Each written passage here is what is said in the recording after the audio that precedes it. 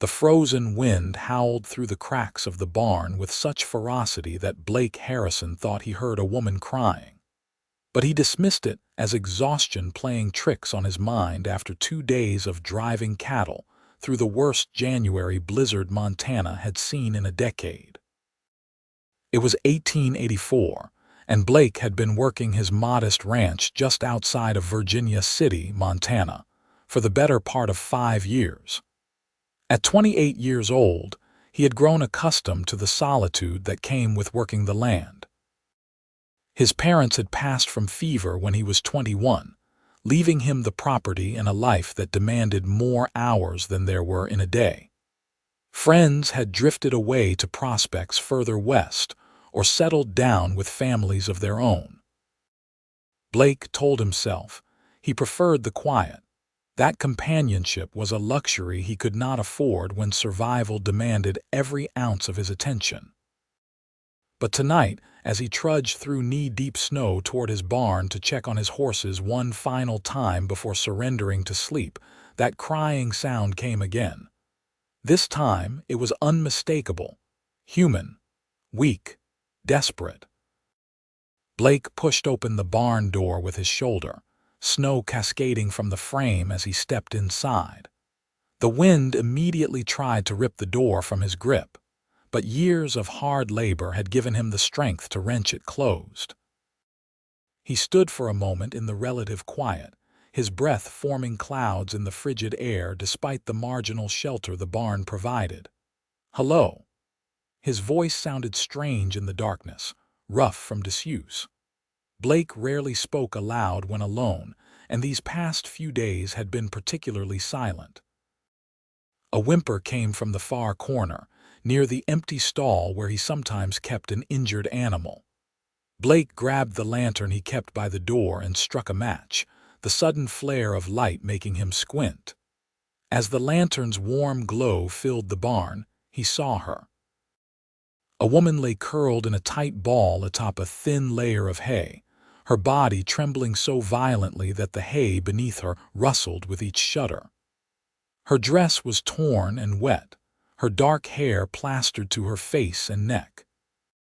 Ice crystals had formed on her clothing and in her hair, glittering in the lantern light like terrible jewels. Her lips had taken on a bluish tint, and her skin was pale as death itself. Blake did not think. He simply moved. In 3 long strides he reached her side and dropped to his knees, setting the lantern down carefully. When he touched her shoulder, she flinched but could not seem to move away. Her eyes fluttered open, unfocused and glassy with hypothermia. "Can you hear me?" Blake asked, already shrugging out of his heavy coat. He wrapped it around her trembling form, knowing it would not be nearly enough. "I need to get you inside. Can you walk?" Her lips moved, but no sound came out at first. She tried again, and this time Blake heard the faintest whisper. "Thank you."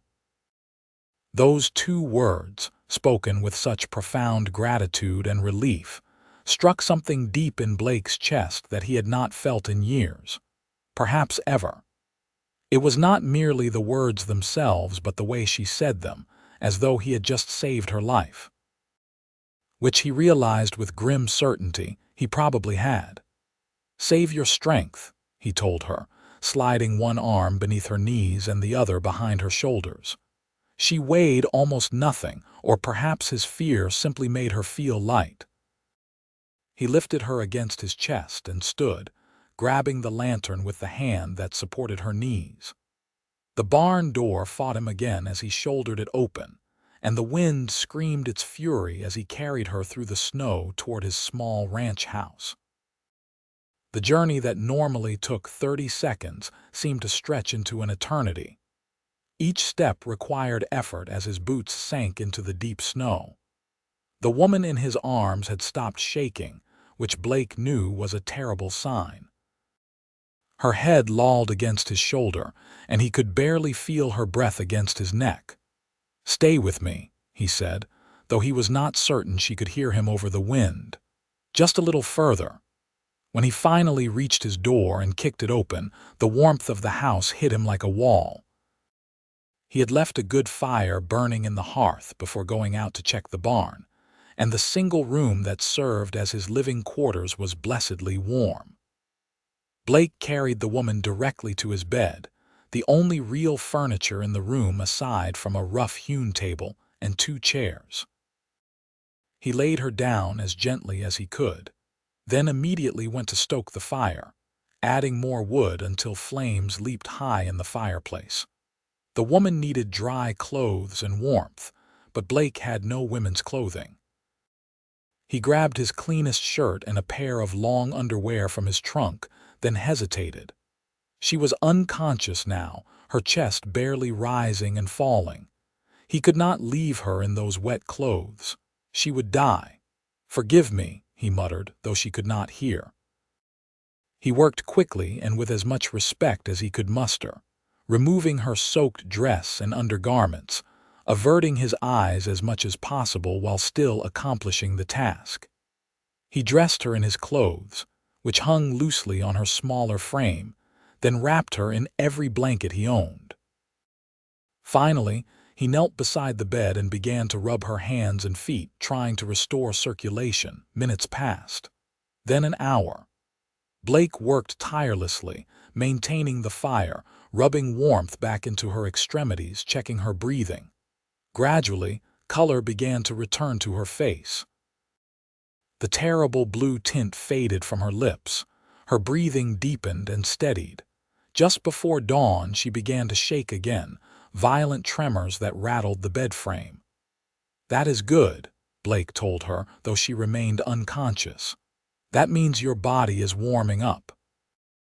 He heated water and made broth from the rabbit he had caught 2 days prior, keeping it warm by the fire in case she woke.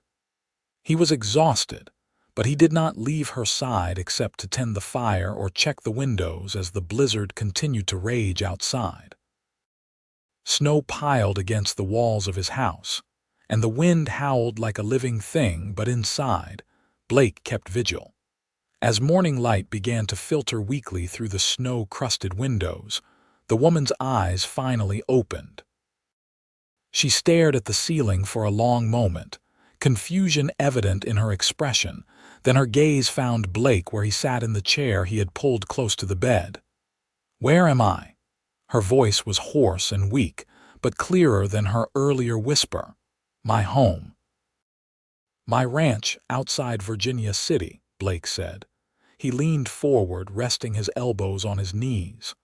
"I am Blake Harrison. I found you in my barn last night. You were freezing to death." Memory seemed to flood back into her eyes, bringing with it fear and pain. She tried to sit up but immediately fell back against the pillows, gasping. "Do not try to move yet," Blake said quickly. "You nearly died. Your body needs time." "How long?" she whispered. "I found you maybe 8 hours ago. The blizzard is still going strong outside." He reached for the cup of broth he had been keeping warm. "Can you drink something?" She nodded weakly, and Blake carefully helped her sit up enough to sip from the cup. She drank slowly at first, then more eagerly, and Blake had to gently pull the cup away to keep her from making herself sick. "Easy now, there is plenty more." She fell back against the pillows, and Blake saw tears beginning to slide down her cheeks. "Thank you," she whispered again, just as she had in the barn. "I thought I was going to die out there." "What is your name?" Blake asked gently. "And how did you end up in my barn in the middle of a blizzard?" The woman closed her eyes for a moment, and Blake thought she might have fallen back asleep. But then she spoke, her words coming slowly as though each one required effort. "Rose. Rose Mitchell. I was trying to get to Virginia City. I was on the stage from Helena, but we had an accident. The stage went off the road in the storm. The driver was killed. There were 2 other passengers, but they were badly hurt. I tried to walk for help." She opened her eyes and looked at Blake. "I do not know how far I walked or how I found your barn. Everything became confused. I just remember being so cold I could not think anymore." Blake felt his jaw tighten. "The stage went off the road. When?" "Yesterday afternoon, I think. Or maybe it was 2 days ago. I am not sure anymore." The other passengers, were they able to stay with the stage? Is there any shelter there? Rose's face crumpled. I do not know. There was some shelter from the wind, but not much. They could not walk. One man had broken his leg badly and the other had hit his head. They told me to go for help. Blake stood abruptly and moved to the window, though he could see almost nothing through the snow and ice coating the glass. The storm still raged with undiminished fury. Even if he could determine which direction the stage had gone off the road, trying to reach it in these conditions would be suicide. But two men were out there, possibly dying while he stood safe and warm in his home. I have to try to find them, he said, more to himself than to Rose. You cannot go out in that, Rose said, her voice stronger now, alarmed. You will die too. I cannot leave men to freeze to death if there is any chance of helping them. There is no chance, not in this storm. Rose struggled to sit up further, pushing herself up on her elbows. Please, you saved my life. Do not throw yours away. Blake turned to face her, torn between the practical knowledge that she was right and the moral imperative that demanded he try. Tell me where you think the stage went off the road. What landmarks do you remember before the accident? Rose shook her head. Everything was white. I could barely see anything through the snow. We had passed Virginia City by maybe a mile, heading toward your ranch and the smaller holdings this direction. That is all I know. The old mining road, Blake said, understanding. The stage must have tried to take the shortcut. He ran a hand through his hair, thinking hard. The storm had to break eventually. When it did, he would go looking. But Rose was right that going now would accomplish nothing except adding his frozen corpse to the count. He returned to the chair beside the bed. When the storm clears, I will search. For now, we wait. Rose nodded, relief evident on her face. Then she seemed to realize something and glanced down at herself, seeing Blake's clothes. A flush crept into her cheeks, visible even in her still pale face. I am sorry, Blake said quickly. Your clothes were soaked through. I had to get you warm. I tried to be respectful. You saved my life, Rose said softly. I am not angry, just embarrassed. She paused, then added, Thank you for being a gentleman about it. An awkward silence fell between them. Blake found himself looking at Rose properly for the first time, now that she was conscious and the immediate crisis had passed. She appeared to be in her early 20s, with dark brown hair that fell in waves past her shoulders. Her eyes were a striking green, and her face, though still drawn from her ordeal, had delicate features that suggested both strength and gentleness. Even dressed in his oversized clothes, wrapped in blankets and recovering from hypothermia, she was the most beautiful woman Blake had ever seen. He realized he was staring and looked away quickly. You should rest more. Sleep if you can. I will keep the fire going. Rose's eyes were already growing heavy. You must be exhausted too. You were up all night with me, were you not? Blake shrugged. I have gone without sleep before. I will be fine. Wake me if you need to rest, Rose murmured, her eyes closing. I am feeling warmer now. Within minutes she was asleep, her breathing deep and even. Blake sat watching her for a while longer, then forced himself to stand and move away. He had work to do, storm or no storm. His animals still needed tending, and he needed to dig out paths from the house to the barn and to his root cellar. The physical labor would keep him awake and give him something to focus on, besides the strange feeling that had taken root in his chest from the moment he heard Rose whisper thank you in his barn. Blake bundled himself in his second-best coat and every other warm item he owned, then forced the door open against the snow that had piled against it. The wind immediately stole his breath away, and the cold hit him like a physical blow despite his layers.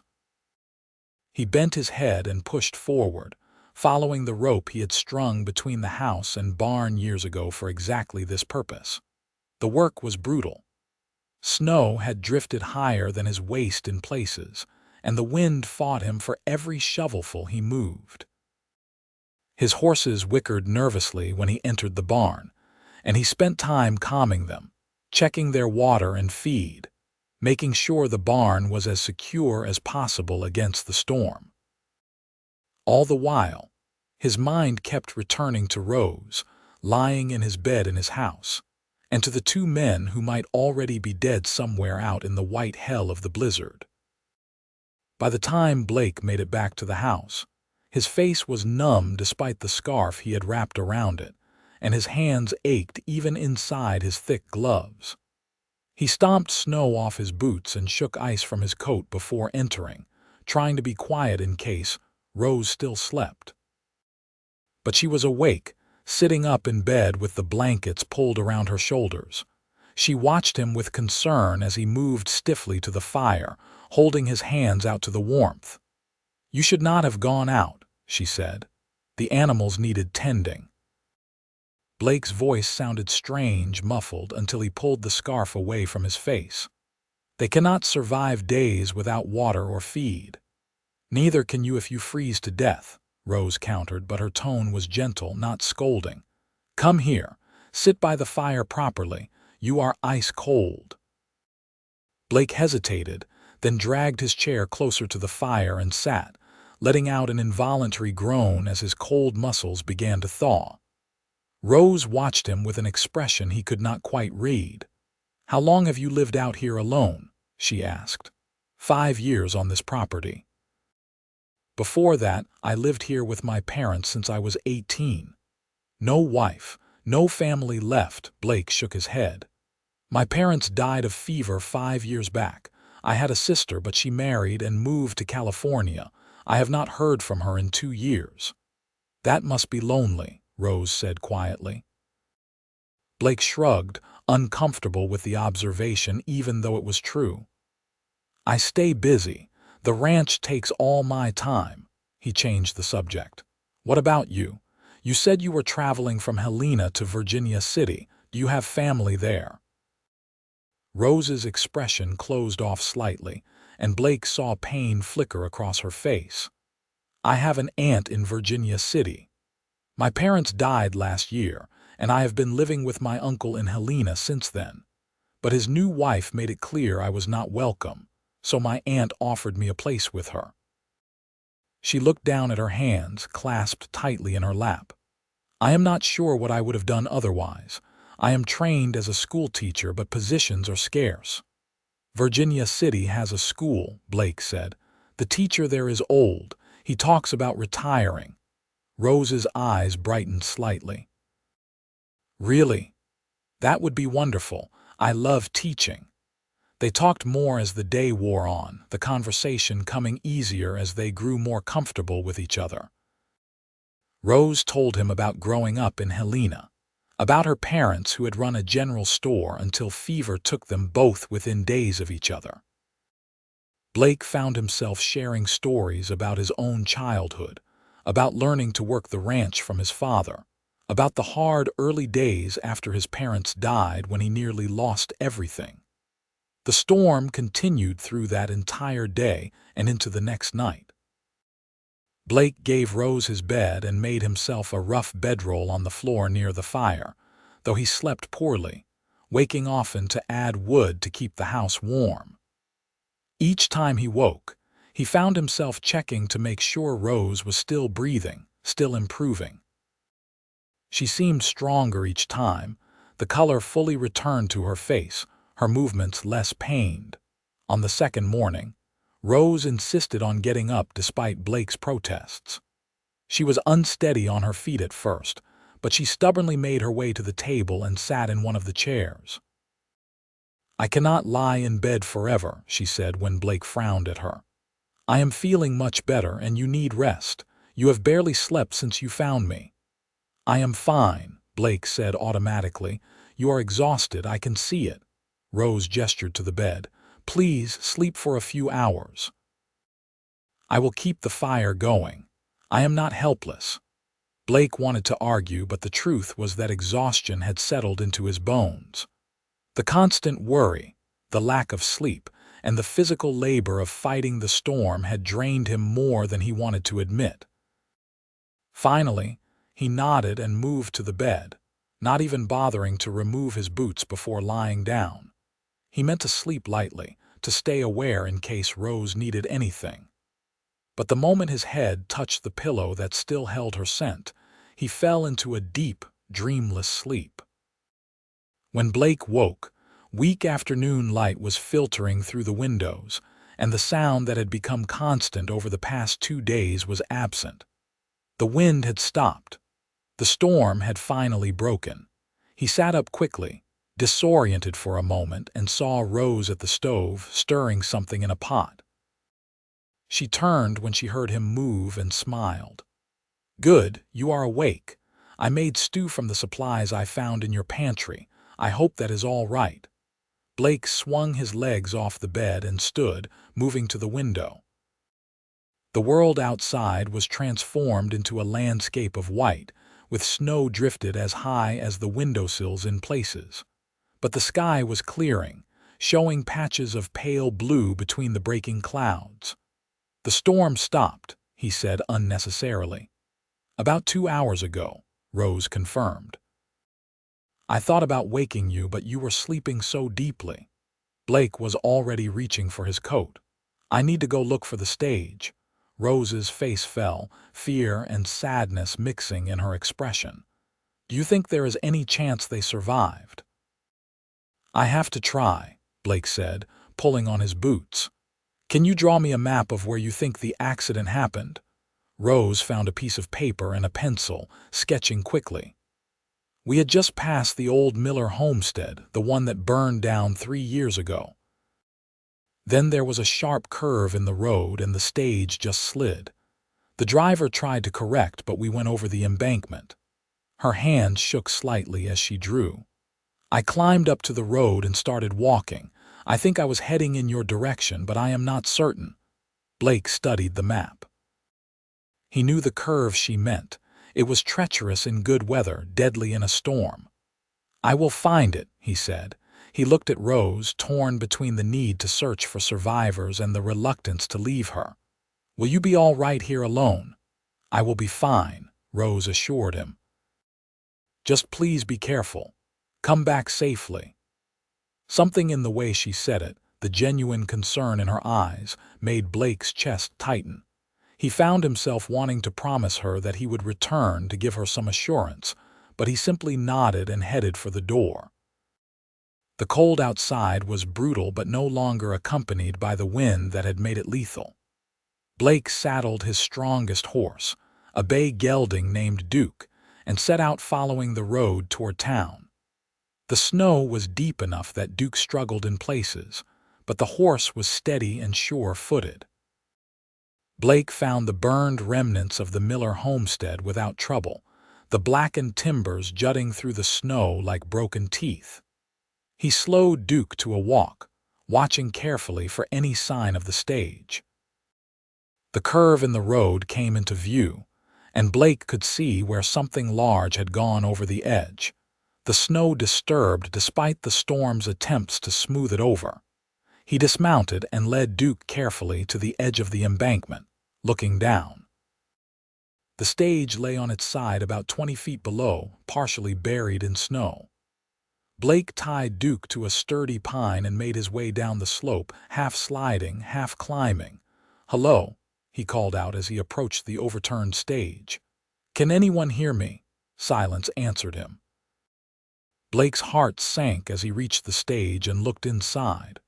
2 men lay motionless in the wreckage, their bodies already stiff with cold and death. One had clearly broken his neck in the crash, his head at an unnatural angle. The other bore a massive wound on his head and had likely never regained consciousness. Both had frozen during the storm. Blake stood in the cold silence, looking at the dead men and thinking about Rose, who had walked away from this wreckage into a killing storm and somehow survived. A few hours difference in timing, a slightly different direction in her wandering, and she would have died too. He could not bring the bodies up the embankment alone, not through snow this deep. He would need help, a wagon and more men. Blake climbed back to the road and mounted Duke, his thoughts heavy as he turned the horse not toward home but toward Virginia City. The authorities needed to know about the crash, and Rose's aunt needed to be informed that her niece was alive and safe. The ride to town took over an hour through the deep snow. Virginia City was still digging out from the storm, with men shoveling paths between buildings and checking on neighbors. Blake went straight to the sheriff's office, where he found Sheriff Thomas Henley warming himself by the stove. "Blake Harrison," Henley said in surprise, "did not expect to see anyone from your direction for another few days at least. That storm was hell itself." "I found a woman freezing in my barn 2 nights ago," Blake said without preamble. "Rose Mitchell. She was on the stage from Helena when it went off the road at the curve past the old Miller place. The driver and 2 passengers are dead. I just came from there." Henley's expression turned grim. "Jesus." "That stage was due 2 days ago, but we figured it had turned back or holed up somewhere to wait out the storm." He reached for his coat. "I will need you to show me where the wreckage is, and we should find Miss Mitchell's aunt. Let her know the girl is safe." "Eleanor Mitchell," Blake said. "I know she lives in town somewhere, but I do not know where." "Runs a boarding house on 3rd Street, Henley said. "I will send my deputy to fetch her while we see to the bodies." Within an hour, Blake was leading Sheriff Henley and 4 other men back to the crash site. They brought a wagon and ropes, though the work of recovering the bodies was difficult and grim. By the time they finished, late afternoon was fading toward evening. "Miss Mitchell must have a guardian angel watching over her," Henley said as they loaded the last body into the wagon. "No one should have survived walking in that storm." Blake thought about finding Rose in his barn, about the whispered thank you that had struck him so deeply, and said nothing. Henley looked at him thoughtfully. "Her aunt will want to see her, make sure she is all right. But the road to your place is going to be difficult for a few more days at least. Rose is welcome to stay until travel is easier," Blake said. "She is still recovering her strength." "I am sure Eleanor will appreciate that," Henley said. "I will let her know the situation." "You should get home before dark. That girl is probably worrying about you." Blake bid the sheriff farewell and turned Duke toward home. The ride back seemed longer than the ride out, perhaps because he was tired, or perhaps because he found himself anxious to get back to Rose, to tell her what he had found, to see her face again. The sun was setting, painting the snow in shades of pink and gold when Blake finally reached his ranch. Smoke rose from his chimney, and warm lamplight glowed in the windows, making his small house look more welcoming than it ever had before. As he led Duke into the barn to unsaddle and feed him, Blake realized that for the first time in 5 years, he was coming home to someone. The realization should have made him uncomfortable. He had grown used to his solitude, had convinced himself he preferred it. But instead, he found himself eager to open the door and step inside, to see Rose's face, to hear her voice. She turned from the stove when he entered, relief flooding her expression. "Thank God, I was starting to worry when it got dark." Then she saw something in his face and her expression fell. "They are dead, are they not?" Blake nodded slowly. "I am sorry." "They died in the crash or shortly after, before the storm fully hit. There was nothing anyone could have done." Rose closed her eyes, pain crossing her face. "That poor driver, and those men. One of them talked about his wife the whole time we were on the stage. He could not wait to get home to her. Now she is a widow and does not even know it yet." Blake moved closer, wanting to comfort her but not sure how. "You survived. They would be glad of that, I think." "I wish I could have saved them," Rose whispered.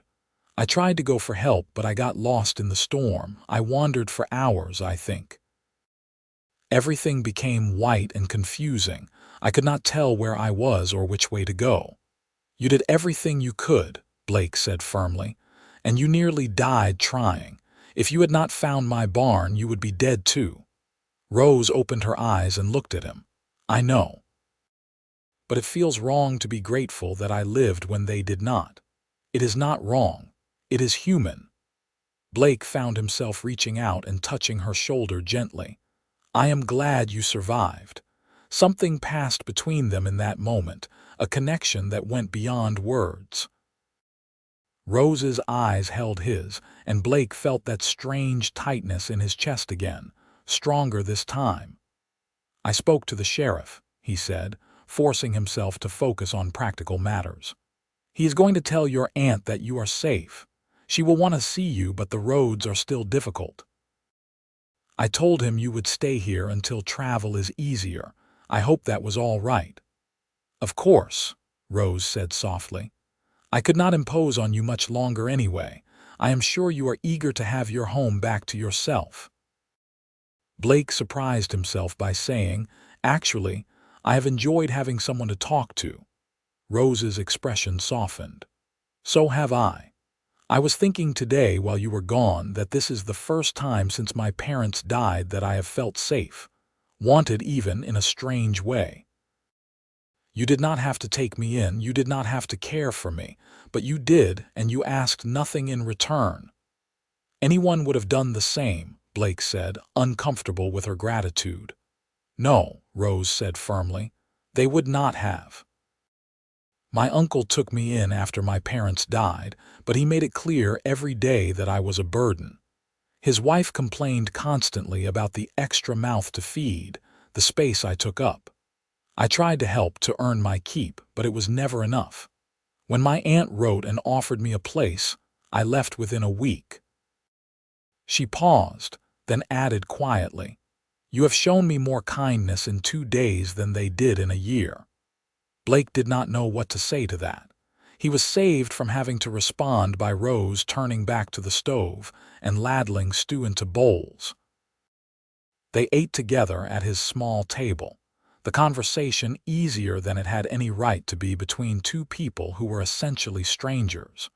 Over the next 4 days, as the snow began slowly to melt and the roads became more passable, Blake and Rose fell into a comfortable routine.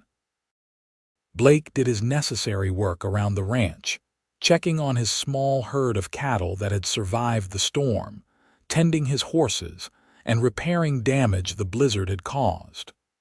Rose, despite his protests that she should rest, insisted on helping around the house. She cleaned and organized with an efficiency that impressed him, mended his clothes that had been neglected for far too long, and cooked meals that were the best food Blake had eaten in years. They talked constantly when they were together. Blake found himself sharing stories and thoughts he had kept locked inside for years. Rose was an easy listener, asking questions that showed genuine interest, laughing at his poor attempts at humor, and sharing her own stories in return. She told him about her dreams of being a teacher, about books she had read, about places she hoped to see someday. Blake told her about his plans for the ranch, about the improvements he wanted to make, about the lonely nights when he questioned why he stayed in a place that held so many ghosts. "Why do you stay?" Rose asked one evening as they sat by the fire after supper. "If it makes you lonely, why not sell the ranch and go somewhere else?" Blake considered the question. "This is my family's land. My father built this house with his own hands. He and my mother are buried on the hill beyond the barn. Leaving feels like abandoning them. I think they would understand if you chose to seek happiness elsewhere," Rose said gently. "Being loyal to memory is admirable, but not at the cost of your own life." "What about you?" Blake countered. "You are going to live with an aunt you barely know in a town where you have no friends. Is that choosing happiness?" Rose smiled sadly. "No, I suppose it is not. I am doing what I must to survive, just as you are. Perhaps we are both guilty of settling for existence instead of reaching for something more." "What would something more look like for you?" Blake asked. Rose was quiet for a moment, staring into the fire. "A home where I felt truly wanted, work that mattered. Perhaps, someday, a family of my own. Children to teach, not just in a schoolroom but at home." She glanced at him, a slight blush coloring her cheeks. "That must sound foolish." "Not at all," Blake said, his voice rough. "It sounds like exactly what a person should want." Their eyes met across the firelight, and Blake felt something shift between them. Over the past few days, he had grown accustomed to Rose's presence in a way that should have alarmed him. His house no longer felt like his alone. It felt like theirs. When he came in from the cold, he looked forward to seeing her smile. When they sat together in the evening, he felt a contentment he had not known he was missing. And when he lay down to sleep on his bedroll by the fire, he thought about Rose sleeping in his bed just a few feet away, and imagined what it would be like if things were different. The knock on the door the next morning shattered the peaceful bubble they had existed in. Blake opened it to find Sheriff Henley and a well-dressed woman in her 50s who could only be Alina Mitchell. "Blake," Henley said with a nod. "Mrs. Mitchell insisted on coming out as soon as the roads were passable. She wants to see her niece." Alina pushed past both men into the house, her sharp eyes immediately finding Rose, who had stood from the table where she had been mending one of Blake's shirts. "Rose, my dear girl." Alina rushed forward and enveloped Rose in a tight embrace. "Thank God you are all right. When the sheriff told me about the accident, I feared the worst." "I am fine, Aunt Alina," Rose said, returning the embrace. "Blake saved my life. I would have frozen to death if he had not found me." Alina pulled back and looked Rose over critically. "You are too thin, and you are wearing men's clothing. We need to get you back to town immediately and make you presentable again." Blake saw Rose's expression falter slightly at her aunt's critical tone, though she recovered quickly. "My dress was ruined. Blake kindly lent me his clothes until we could arrange something else." Alina turned to Blake, and he saw calculation in her eyes as she assessed him. "Mr. Harrison, I cannot thank you enough for saving my niece's life. If there is any way I can repay you, you need only ask." "No repayment necessary," Blake said stiffly. "I did what anyone would do. Nevertheless, you must allow me to offer some token of gratitude." Alina pulled a small purse from her handbag. "Please accept this." "I do not want your money," Blake said, more sharply than he intended. "Rose is welcome here. She has been no trouble at all." Alina's eyebrows rose slightly. "I see. Well, regardless, it is time for Rose to come home with me. She has imposed on your hospitality long enough." "She has not imposed," Blake protested, then caught himself. What right did he have to argue? Rose was Alina's niece. She had family waiting for her in town. The fact that Blake had grown accustomed to her presence, that he dreaded seeing her leave, was irrelevant. Rose looked between Blake and her aunt, her expression uncertain. "Perhaps I should gather my things," she said quietly.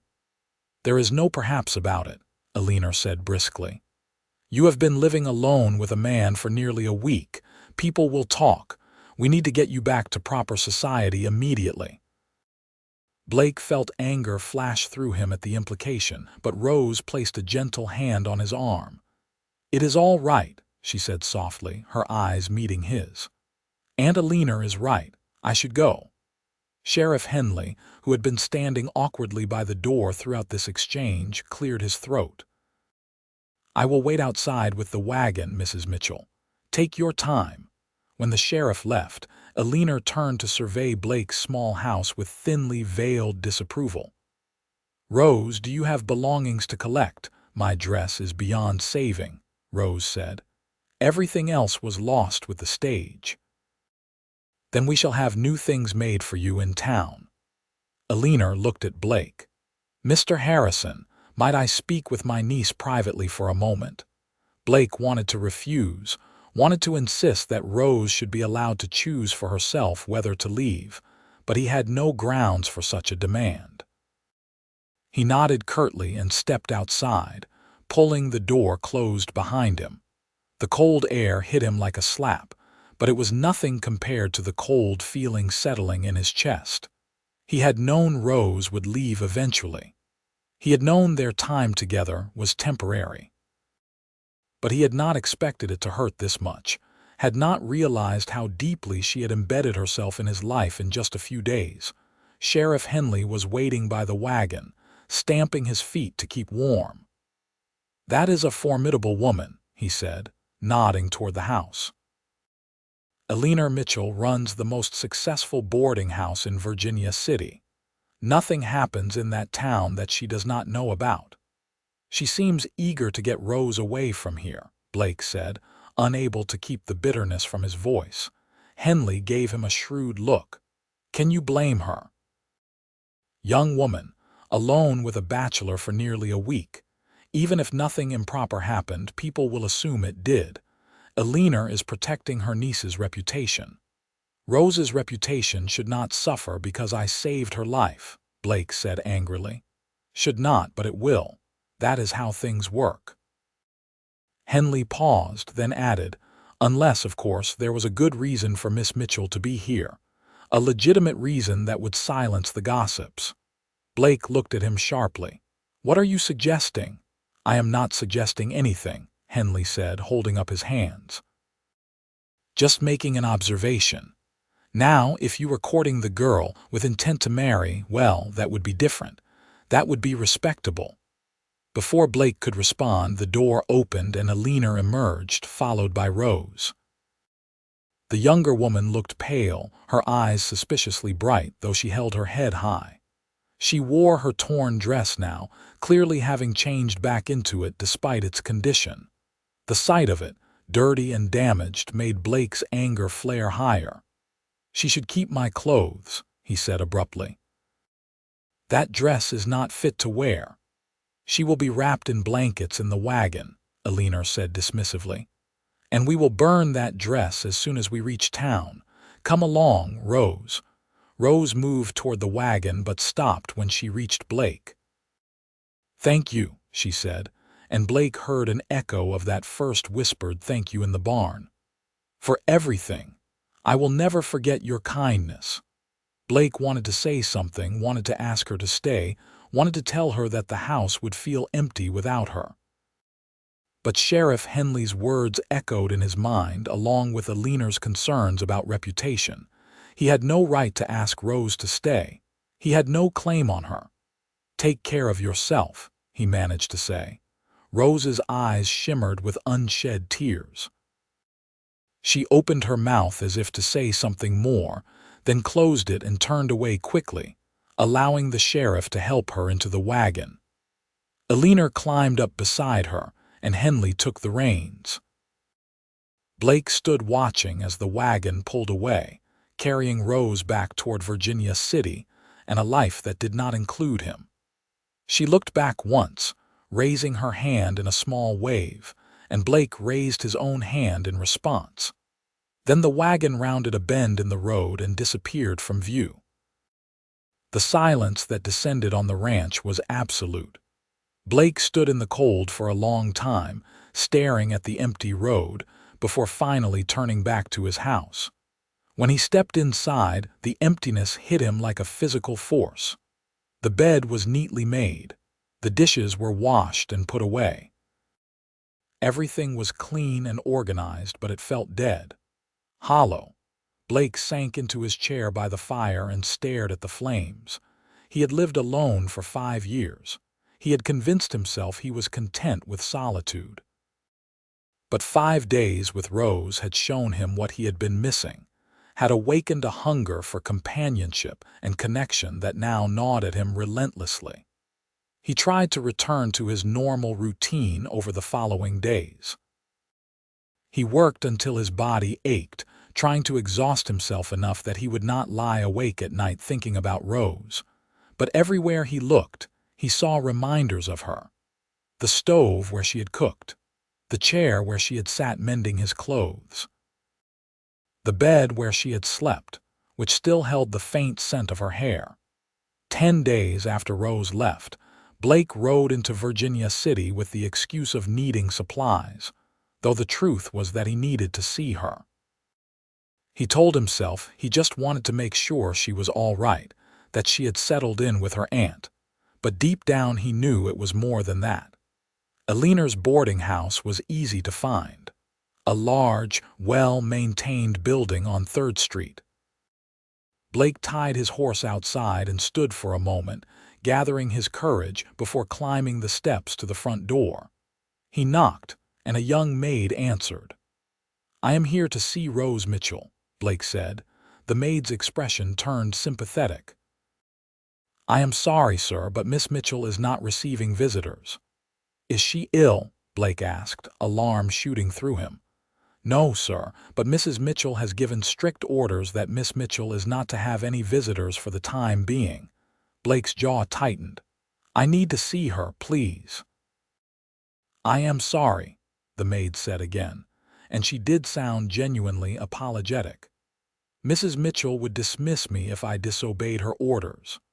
Blake wanted to push past the maid to search the house until he found Rose, but he forced himself to stay calm. "Will you at least tell Rose that Blake Harrison called? Tell her I wanted to see her." The maid hesitated, then nodded. "I can do that, sir." Blake had to be content with that. He returned to his horse and rode slowly through town, his mind churning. Why was Eleanor keeping Rose isolated? Was it truly about protecting her reputation, or was there something more? The questions plagued him all the way back to his ranch. 3 more times over the next 2 weeks, Blake rode to Virginia City and attempted to see Rose. Each time, he was turned away by the maid or by Eleanor herself, who informed him coldly that Rose was busy settling into her new life and had no time for visitors. Blake's frustration grew with each rejection, mixed with a worry that perhaps Rose did not want to see him. Perhaps she had decided that their brief time together meant nothing, that it was better forgotten. The thought tormented him. But then, on his 4th attempt to visit, the young maid who answered the door slipped him a folded piece of paper when Eleanor was not looking. "From Miss Mitchell," she whispered. "Do not tell Mrs. Mitchell I gave you this." Blake's heart hammered as he unfolded the paper right there on the steps. Rose's handwriting was neat and careful, the words brief but meaningful. "Blake, I want to see you, but my aunt forbids it.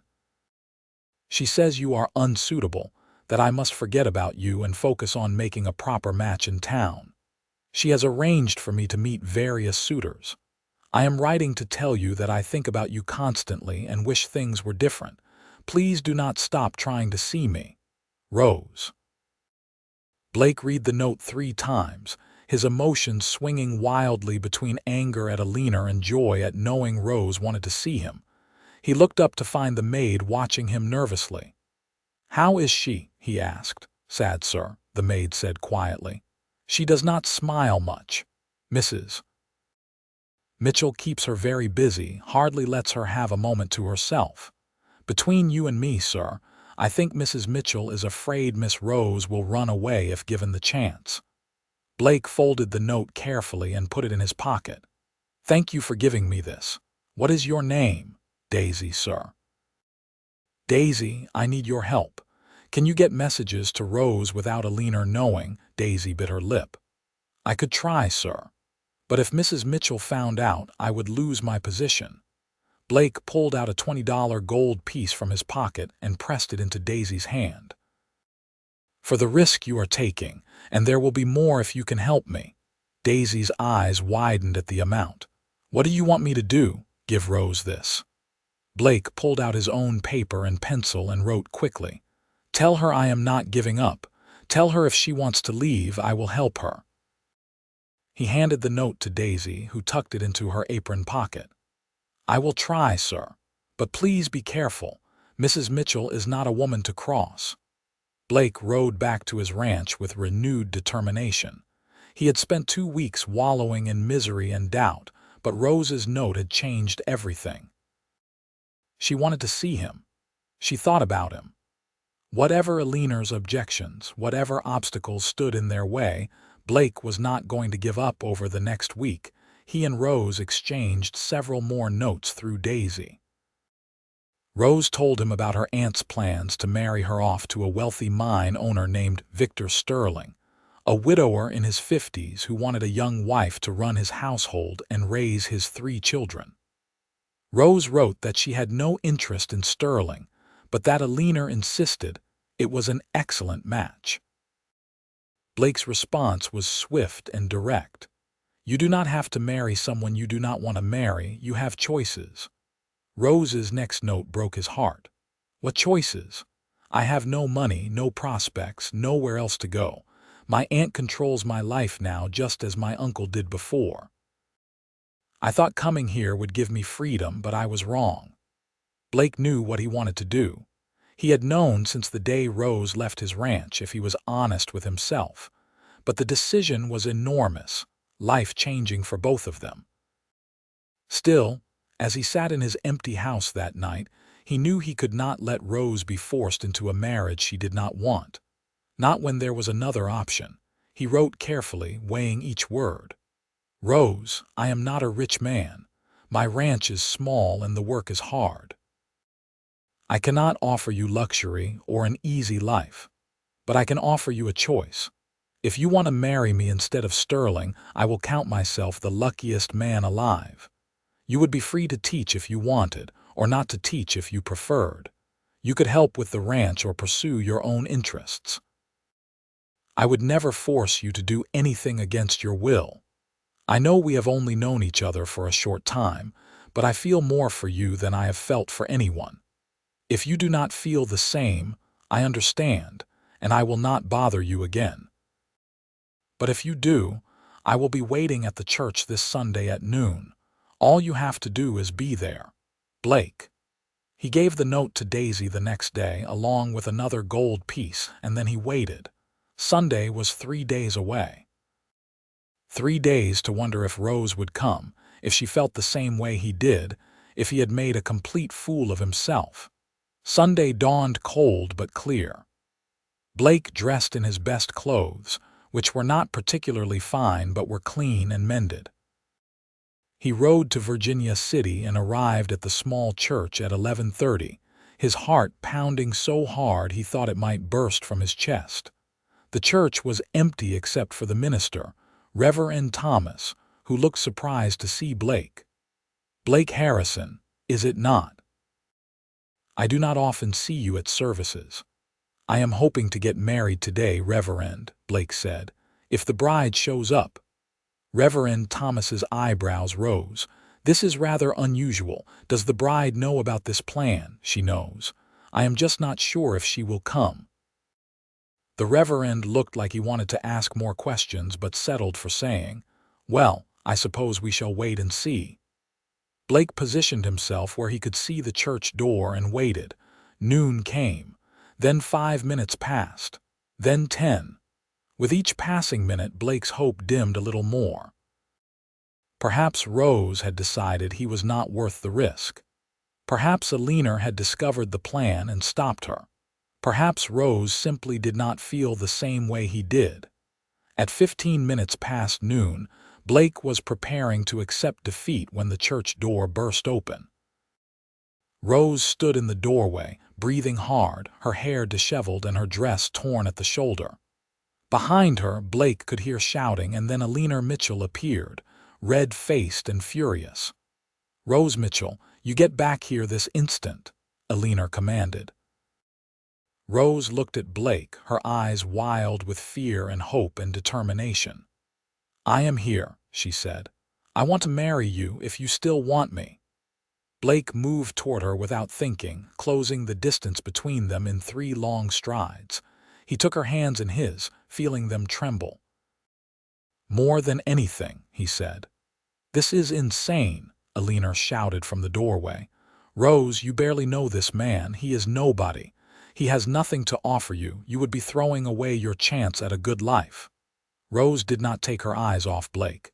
"He is offering me a choice. That is more than anyone else has given me. You are making a mistake, Eleanor said, her voice cold now instead of angry.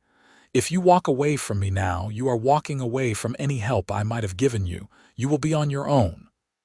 I understand, Rose said quietly. Then louder, I choose Blake. Reverend Thomas cleared his throat. Well, if both parties are willing, I see no reason not to proceed with the ceremony. Mrs. Mitchell, you are welcome to stay as a witness, or you may leave. Eleanor stood in the doorway for a long moment, her face a mask of fury and something that might have been hurt. Then she turned and walked away, her footsteps echoing on the church steps.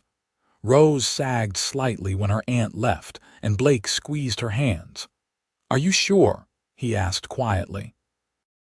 "You are giving up a lot." "I am gaining everything that matters," Rose said. She smiled up at him, and Blake saw tears on her cheeks. "I am choosing the person who saw me as more than a burden or a pawn to be married off. I am choosing the man who saved my life. And if I am being completely honest, I am choosing the man I have fallen in love with." Blake felt his breath catch. "You love me." "I think I started to love you when you wrapped me in your coat in the barn," Rose said. "And I knew for certain when I read your note. You offered me freedom and choice when everyone else wanted to control my life. How could I not love you?" "I love you too," Blake said, the words feeling strange and wonderful on his tongue. He had never said them to anyone besides his parents. "From the moment you whispered thank you in my barn, you have been in my heart." Reverend Thomas cleared his throat again, more loudly this time. "If you two are finished with your declarations, perhaps we should proceed with the actual ceremony." Blake and Rose both laughed, giddy with relief and joy and the sheer audacity of what they were doing. They stood before the Reverend, holding hands, and spoke their vows. Blake had no ring to give her, but Rose said it did not matter. What mattered was that they were choosing each other, freely and completely. "I now pronounce you husband and wife," Reverend Thomas said with a smile. "Blake, you may kiss your bride." Blake cupped Rose's face in his hands and kissed her gently, reverently, as though she were something precious and fragile. Rose kissed him back with equal tenderness, and Blake felt something settle in his chest, a rightness he had been missing his entire life without knowing it. When they pulled apart, Rose was smiling through her tears. "What do we do now?" she asked. "Now we go home," Blake said. "Together." They thanked the Reverend, who refused payment but accepted Blake's promise to attend services more regularly. Then Blake helped Rose onto his horse and swung up behind her, wrapping his arms around her waist as they rode out of Virginia City. Several people watched them pass with curious or scandalized expressions, but Blake did not care. He had Rose, and that was all that mattered. The ride back to the ranch seemed shorter than it ever had before. Rose leaned back against Blake's chest, and he held her close, marveling at the fact that she was his wife now. His wife. The word felt foreign and wonderful at the same time. When they reached the ranch, Blake dismounted first and then lifted Rose down from the saddle. But instead of setting her on her feet, he swept her up in his arms. "What are you doing?" Rose laughed. "Carrying my bride over the threshold," Blake said. "It is traditional." "I did not take you for a traditional man," Rose teased, but she wrapped her arms around his neck and let him carry her inside. The house was just as Blake had left it that morning, tidy but empty feeling. But with Rose in his arms, it suddenly felt like a home again. He set her down gently, and they stood looking at each other in the soft afternoon light filtering through the windows. "Are you scared?" Blake asked. "Terrified," Rose admitted, "but also happier than I have been in a very long time. Is that strange?" "Not at all. I feel the same way." Blake reached up and tucked a strand of hair behind her ear. "Rose, I meant what I said in my note. I will never force you to do anything you do not want to do. That includes tonight. We can take things as slowly as you need." Rose's cheeks flushed pink, but she met his eyes steadily. "I am your wife. I want to be your wife in every way, but perhaps we could just talk for a while first. I am still trying to believe this is really happening." Blake smiled. "We can do whatever you want." They spent the rest of the afternoon and evening talking, laughing, and slowly learning each other as husband and wife instead of as rescuer and rescued. Blake told Rose about his dreams for the ranch, the improvements he wanted to make, the family he hoped to build. Rose shared her own dreams, her desire to maybe teach local children, her ideas for making the house more comfortable, her hopes for their future together. As night fell, they moved naturally toward each other, the conversation giving way to kisses and gentle exploration. Blake was patient and tender, determined that Rose's first time should be everything it ought to be. And Rose, for her part, came to him with a trust and openness that humbled him. Afterward, they lay together in Blake's bed, their bed now, wrapped in each other's arms. Rose's head rested on Blake's chest, and he stroked her hair gently, marveling at the turn his life had taken. "You regret it?" he asked quietly. "Giving up the life your aunt wanted for you?" Rose propped herself up on one elbow to look at him. "Not for a single moment." "Do you regret asking me to marry you?" "Never," Blake said firmly. He pulled her back down against his chest. "I just want you to be happy." "I am happy," Rose said. "For the first time since my parents died, I am truly happy. You gave me that, Blake." They fell asleep wrapped around each other, and Blake slept more soundly than he had in weeks. The next morning, Blake woke to find Rose already up and dressed, moving quietly around the house. He watched her for a moment, still half convinced he had dreamed the entire previous day. But no, Rose was real. She was his wife, and she was humming softly to herself as she prepared breakfast. "Good morning, husband," she said when she noticed he was awake, her eyes sparkling with happiness.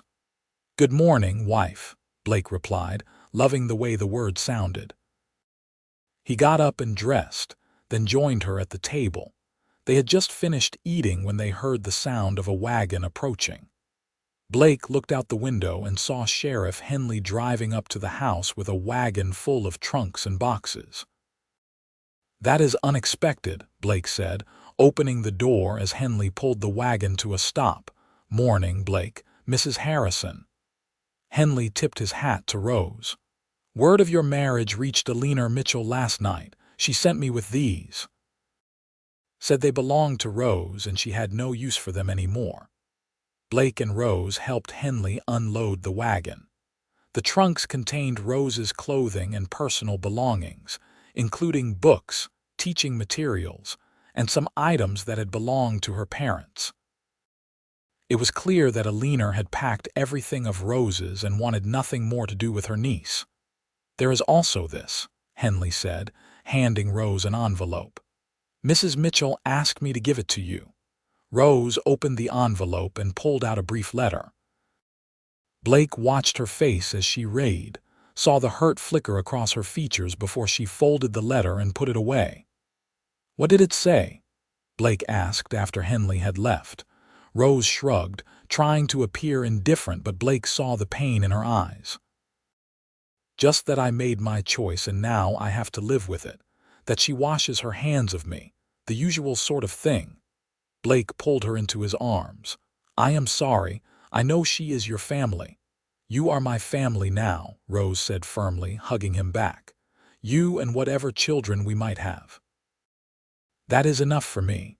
Over the following weeks, Rose settled into life on the ranch.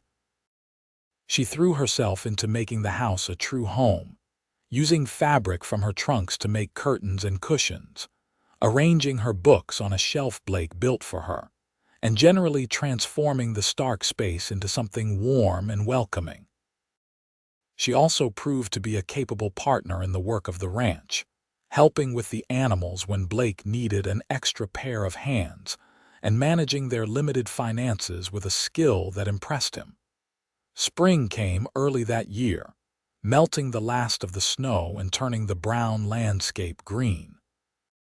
Blake worked from dawn to dusk, planting crops, mending fences, and tending to his growing herd. Rose worked alongside him when she could, and in the evenings they would sit together by the fire, talking about their day or reading aloud from Rose's books. Their love grew deeper with each passing day. Blake found himself constantly amazed by Rose's strength and resilience, by her quick mind and generous heart. Rose, for her part, discovered that Blake was not just the quiet, serious man she had first met, but someone with a dry sense of humor and a tenderness that he showed only to her. In late spring, Rose began to feel ill in the mornings. At first she dismissed it as something she had eaten, but when the nausea persisted for more than a week, Blake insisted they ride to Virginia City to see the doctor. Dr. Samuel Matthews examined Rose and then gave them both a beaming smile. "Congratulations, Mrs. Harrison. You are going to have a baby."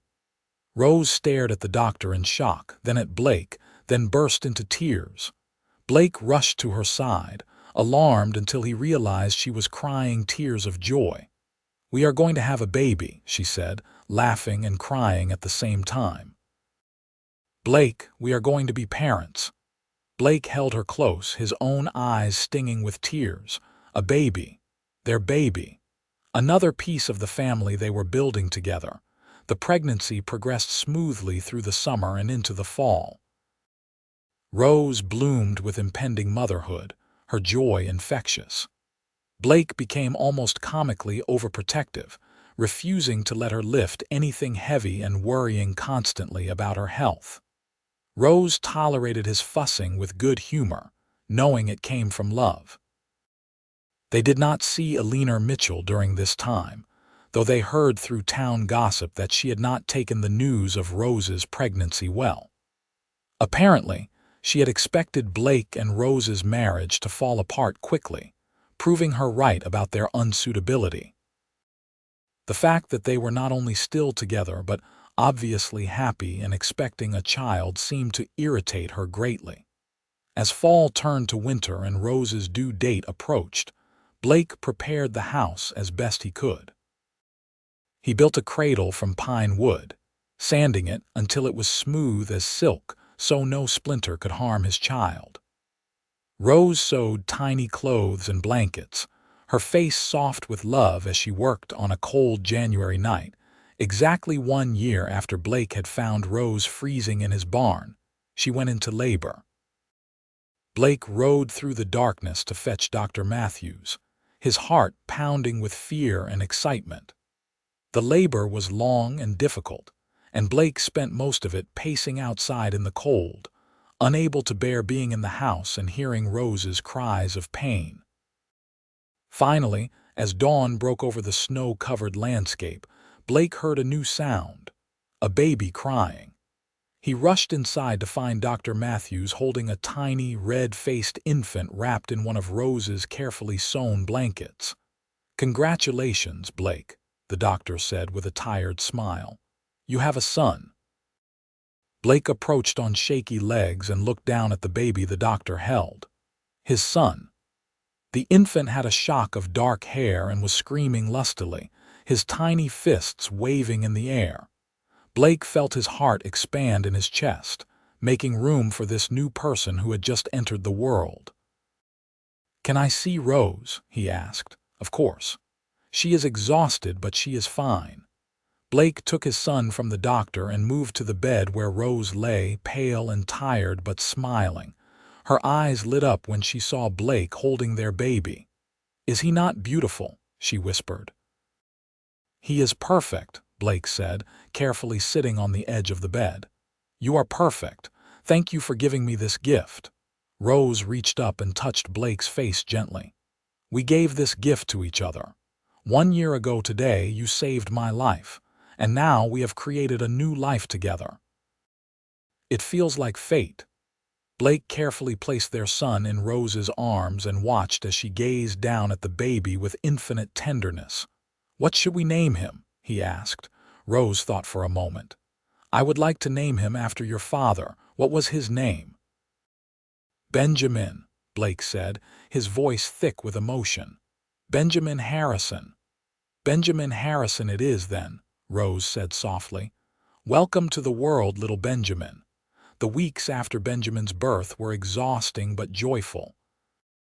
Blake had never worked so hard in his life, trying to maintain the ranch while also helping Rose with the baby. Benjamin was a fussy infant who seemed to prefer being awake at night and asleep during the day. But even when Blake was running on just a few hours of sleep, he could not help but feel grateful every time he looked at his son or his wife. Spring came again, bringing with it warmer weather and new life to the ranch. Benjamin began to smile and coo, and Blake found himself completely enchanted by his son. Rose recovered her strength and returned to running the household with her usual efficiency, though she now did it with Benjamin strapped to her back in a sling she had fashioned. One afternoon in May, Blake was repairing a section of fence when he saw a rider approaching. As the figure drew closer, Blake recognized Sheriff Henley. He set down his tools and walked to meet the sheriff, wondering what brought him out to the ranch. "Afternoon, Blake," Henley said, dismounting. "I have some news I thought you should hear in person." Blake's stomach tightened with worry. "What kind of news?" "Eleanor Mitchell died 3 days ago. Heart gave out in her sleep, the doctor said. She was found by one of her boarders." Blake was surprised by the pang of sadness he felt at the news despite everything. "That is unfortunate. Does Rose know?" "Not yet. I wanted to tell you first." Henley paused, then added, "There is more. Eleanor left a will. She left everything to Rose, the boarding house, her savings, all of it. There is a letter, too, for Rose. The lawyer asked me to deliver it." Blake stood in stunned silence for a moment. "Everything?" "Everything. Eleanor was a wealthy woman. The boarding house alone is worth a significant amount, and she had investments as well. Rose is quite well off now." Henley handed Blake a sealed envelope with Rose's name written on it in a shaking hand. Blake took it, his mind reeling. "Thank you for bringing this," he managed to say. "One more thing," Henley said. "Victor Sterling, the man Eleanor wanted Rose to marry, left town last month. Apparently, he was caught cheating investors in a mine scheme. Lost everything and fled before the law could catch up with him. Turned out he was not the upstanding citizen Eleanor thought he was. If Rose had married him, she would have been left destitute and possibly facing charges as his wife." Henley mounted his horse and tipped his hat. "Give my condolences to Rose, and my congratulations on her inheritance." Blake watched the sheriff ride away, then walked slowly back to the house. Rose was inside, rocking Benjamin, who had just fallen asleep.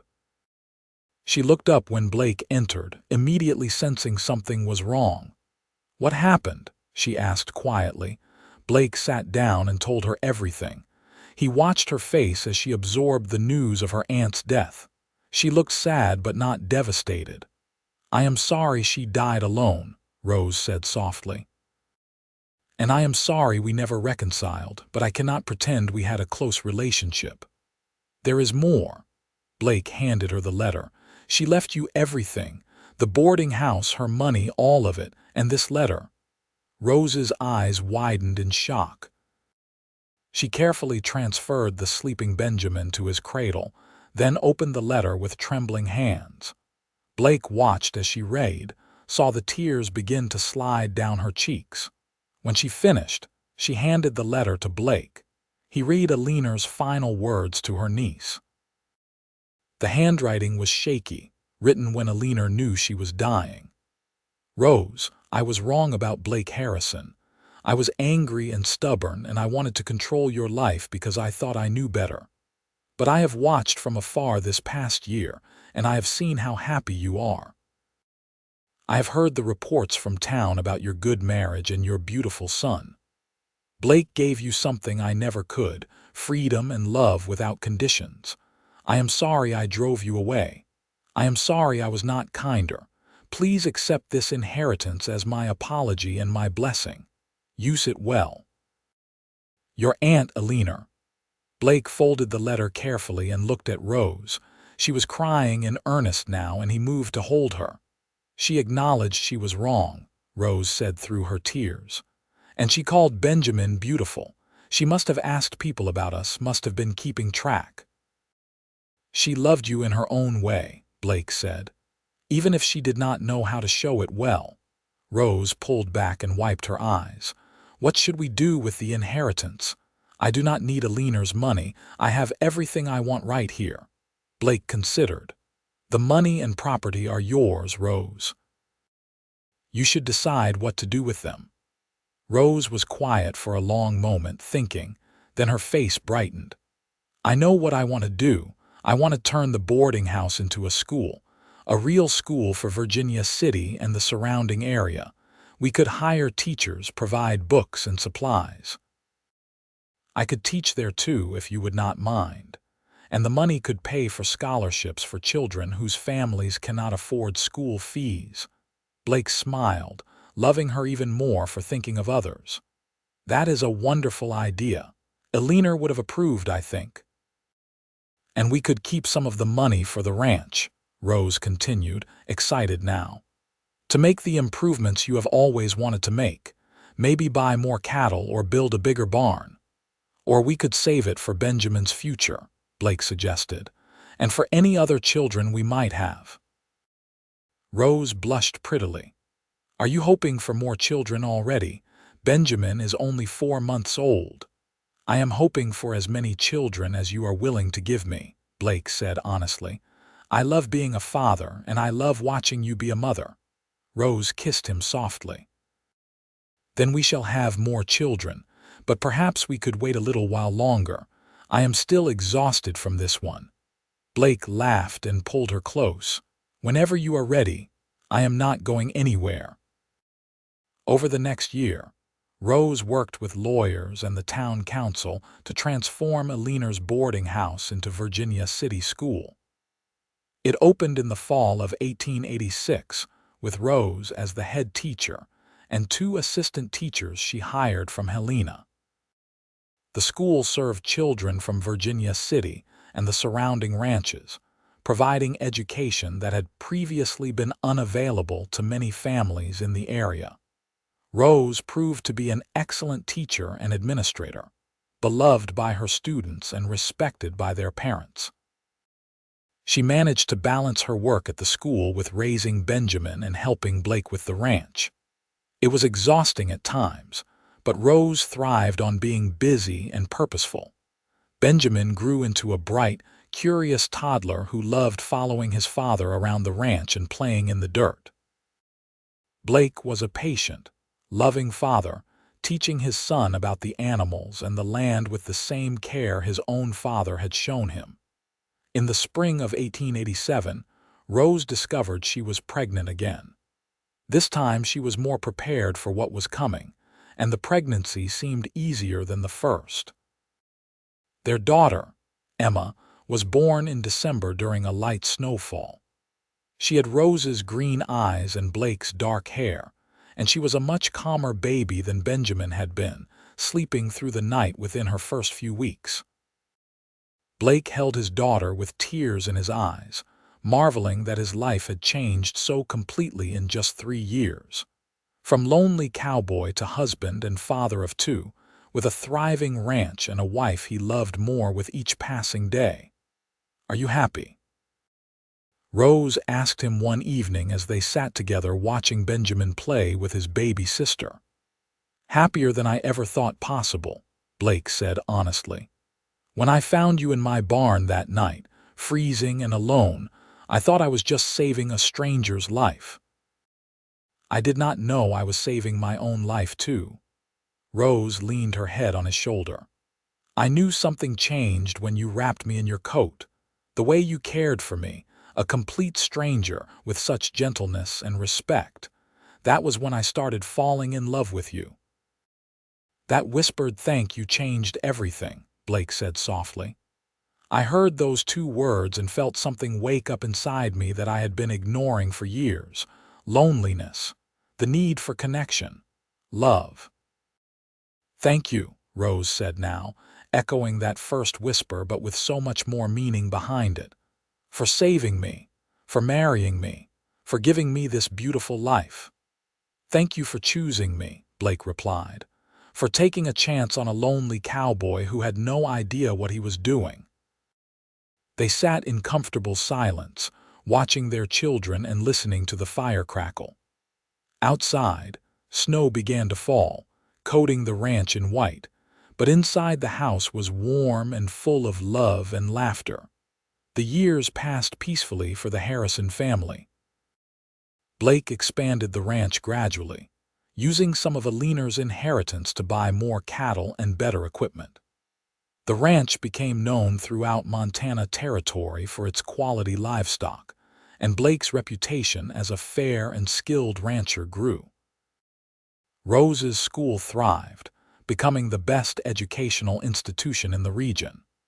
She added more teachers as enrollment grew, and she established a lending library that served the entire community. Many of her former students went on to college or successful careers, and they always credited Rose with believing in them and pushing them to achieve their potential. Benjamin grew into a strong, responsible young man who loved the ranch and planned to take it over from his father someday. Emma inherited her mother's love of learning and her father's determination, becoming an avid reader and a skilled horsewoman. In 1890, Rose gave birth to twin boys, Thomas and William, who kept the entire household in chaos with their endless energy and mischief. Then in 1893, another daughter, Sarah, completed their family of 7. Blake and Rose's love only deepened with time and the challenges they faced together. They weathered harsh winters and dry summers, economic downturns and personal losses.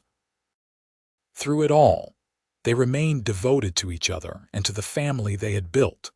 On January nights when the wind howled around the house, Blake would sometimes remember that long-ago blizzard and the frozen woman he had found in his barn. He would look at Rose, who might be helping one of the children with homework or mending clothes by the fire, and feel overwhelmed with gratitude. Rose, for her part, never forgot what it felt like to be alone and frightened in the cold, or the profound relief of Blake's coat wrapped around her shoulders and his voice promising to help. She made sure their home was always open to those in need, and over the years they took in several people who had nowhere else to go, giving them shelter and help until they could get back on their feet. The Harrison Ranch became known not just for its cattle, but for the hospitality and kindness shown by its owners. Travelers knew they could find a warm meal and a safe place to sleep there. Young men looking for honest work could find it on Blake's ranch, and they always left with more skills and often a few words of wisdom from Blake or Rose. As Blake approached 50 and Rose her early 40s, they sometimes sat on the porch of their expanded house and watched the sun set over the Montana landscape they both loved. Their children, ranging from Benjamin, who was now a young man of 22, to little Sarah, who was 9, filled the house with noise and life. "Do you ever regret not having the quiet life you had before you met me?" Rose asked one evening, listening to the sounds of the children arguing over something inside. Blake pulled her closer to his side on the porch swing he had built.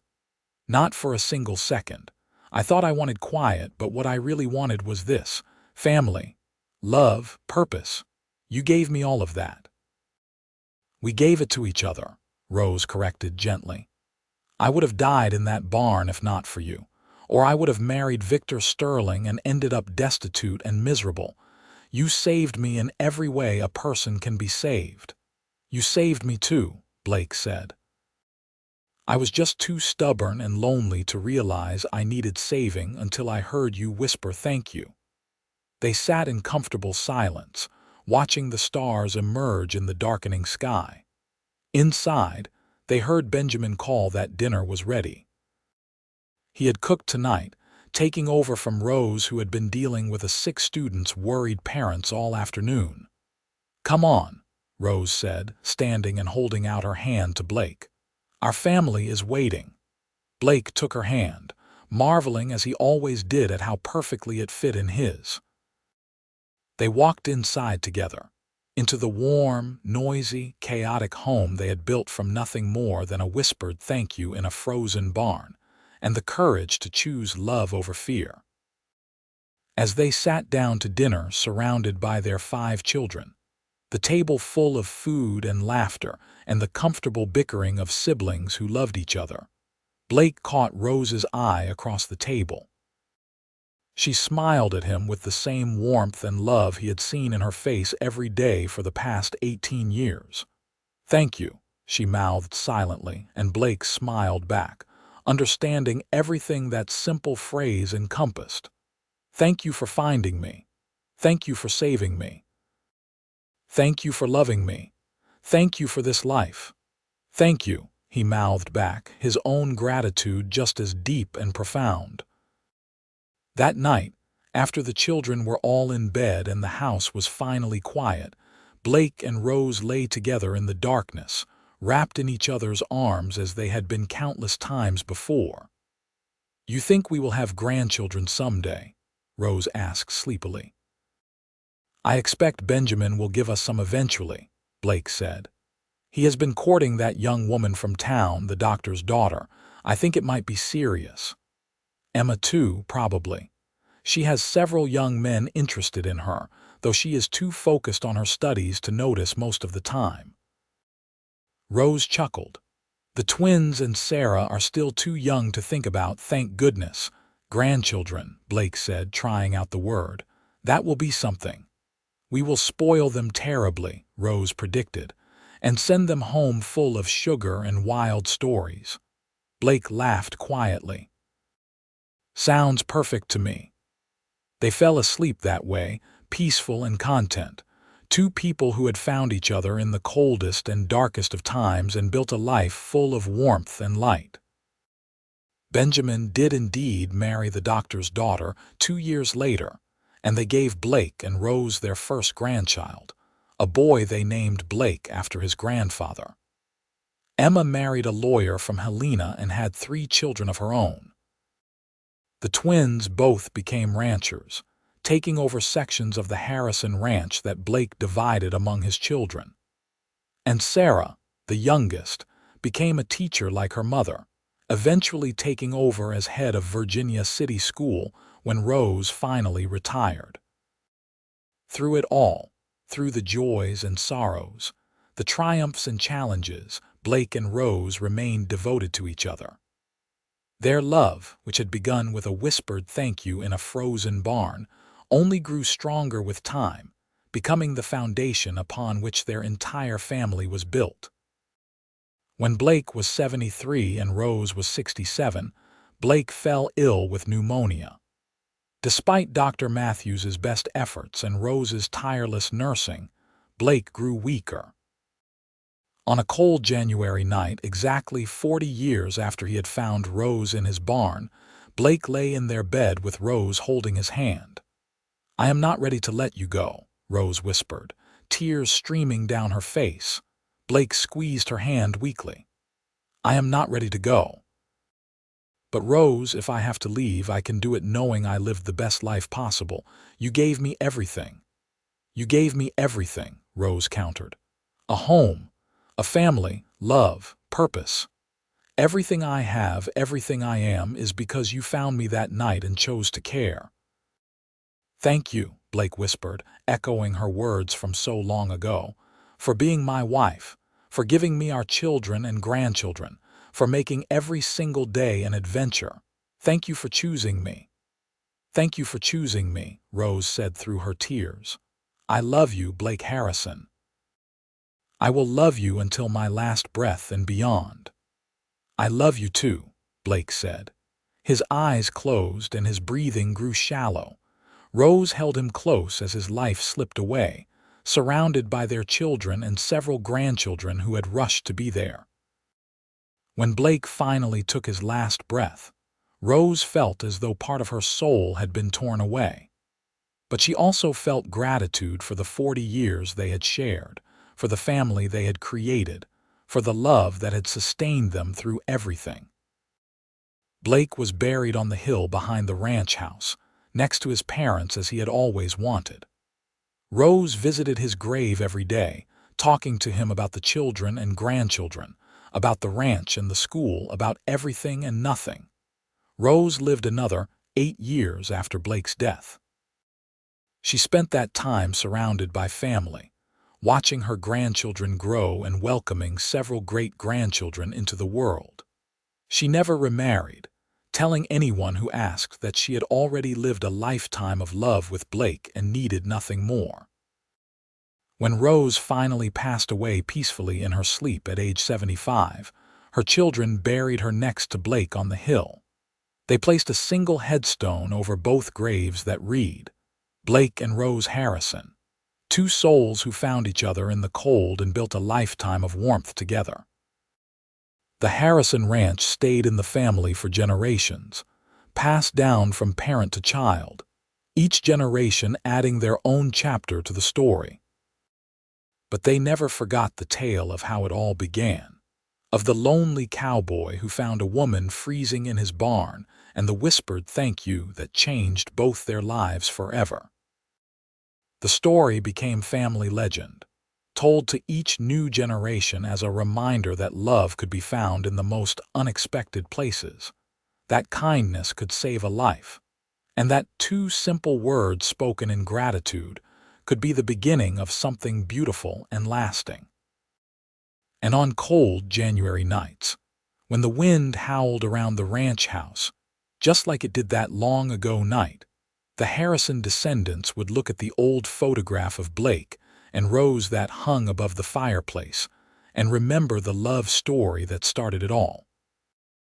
The story of how a lonely cowboy's compassion and a desperate woman's gratitude became the foundation of a family that would endure for generations. The end was not really an end at all, but a continuation, as love stories often are. Blake and Rose's love lived on in their children, their grandchildren, their great-grandchildren, and beyond. It lived on in the ranch they built together and the school Rose founded. It lived on in the values of kindness, courage, and choosing love over fear that they passed down through generations. And somewhere in the eternal beyond, Blake and Rose were together again, young and whole, dancing in a warm summer meadow under endless blue skies, grateful for every moment they had shared and every moment yet to come.